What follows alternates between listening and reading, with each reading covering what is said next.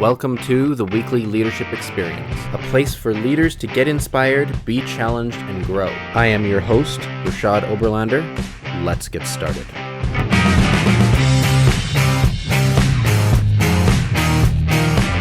Today's episode of the Weekly Leadership Experience is brought to you by my 7-day Leadership Growth Challenge.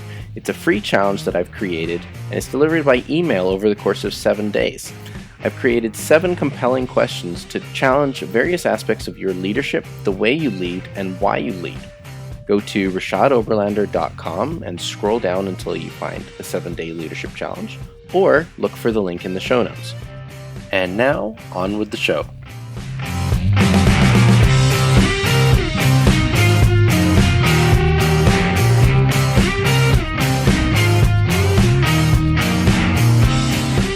Hello, my friends, and welcome to this week's episode.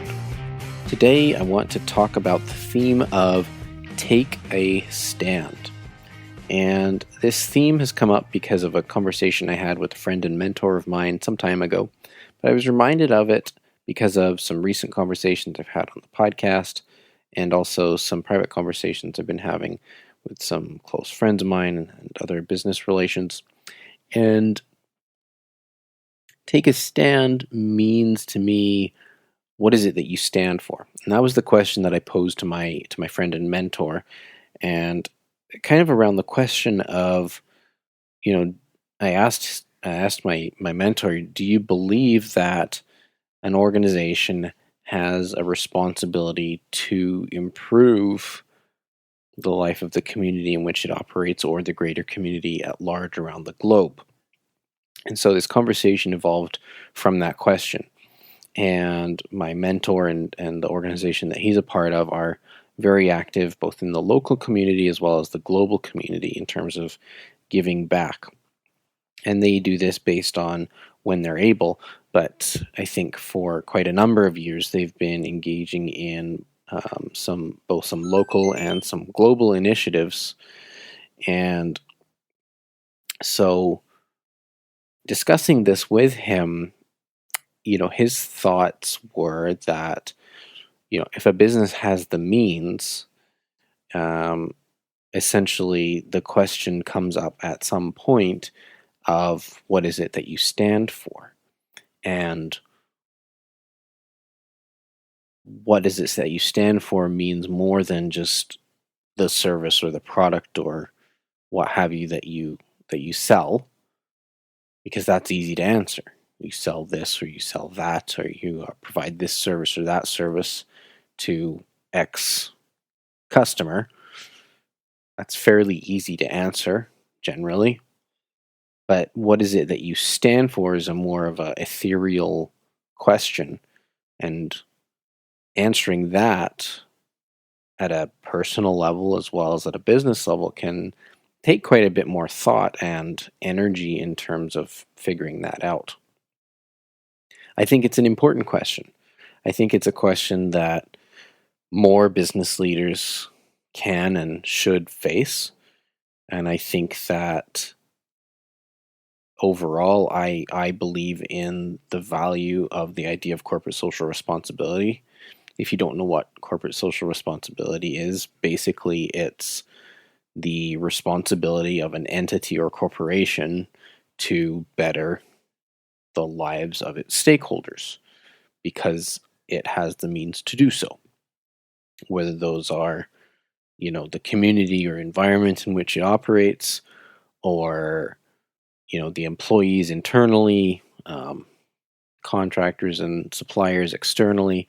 How do you make everyone's life a little bit better because you have the means to do so as a corporation or entity? So I personally believe in that value. I believe that if a business has the means to do so, it should. And I enjoy this quote from Martin Luther King Jr., which says, "Life's persistent and most urgent question is, what are you doing for others?" And really, you can answer this question both at the personal level and at the business level as a business leader. But what is it that you're taking a stand on? Is it an environmental issue or human rights issue or just supporting a local charity or organization or just making sure that the community where you do business is in good shape? What are some of the things that you can do as a business and a business leader and at a personal level that improves the lives of the people around you? Do you believe that you have a responsibility to do anything about it? Now, don't get me wrong. As my mentor pointed out, if a business doesn't have the means, if numbers are down, if profitability is not where it needs to be, you know, giving away what you don't have is not the solution. But more to the point that if a business is successful, if an organization is being successful, and it has the means and the profitability is there, I believe that there is great value in an organization giving back to the community or to the global community and finding ways to take a stand on something, take a stand on what you believe in. What does the organization stand for beyond that which it sells, as I mentioned earlier? And not only does it improve the lives of the people that you choose to serve, or the matter that you take a stand on, but when the organization as a whole and the employees and the people that work within the organization take hold of that issue, and everyone is pulling together towards that, and that it's a incredibly satisfying and motivating thing for people to be proud of, that their organization is taking a stand on an important issue or is contributing back to a community or a global community. And it's a matter of incredible pride for people to be able to say that they work for an organization that does that. In a lot of cases, the question of what is it that you stand for comes from, the higher leadership or the founder or business owner, because it's really, the business is often an extension of the person that started or founded it or is in leadership at the top. And so often those values do trickle down. It can definitely be determined by the organization as a whole, by the employees speaking out on what's important to them, and by the organization being able to participate in and encourage giving back. And that is definitely another avenue. Sometimes providing monetary gifts is not always necessary. You can provide, paid days off to employees to contribute to a charity of their choice or to fundraise or what have you.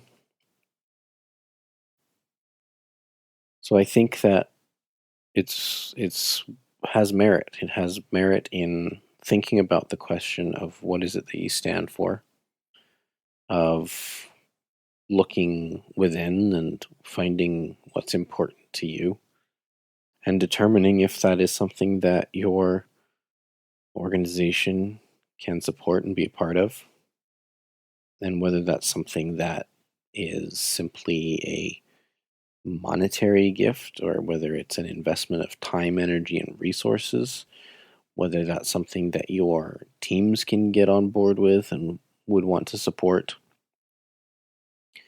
And I think that the return on an investment, quote unquote, is somewhat ethereal in nature. It's certainly not a motivation to gain profit because you're a fine, upstanding company and good for you, you're supporting the community. But it's a feeling of just doing good. There is something that is just incredible about giving back and doing the right thing, and supporting those that need it. Robert Louis Stevenson said, "Don't judge each day by the harvest you reap, but by the seeds you plant." And so I do challenge you today to consider this question, personally, professionally, at the business level, wherever that might be. But think about it. If you have the means, if you have the business means to consider giving back to the community or the greater community, either, city, national, or international, but what is it that you stand for?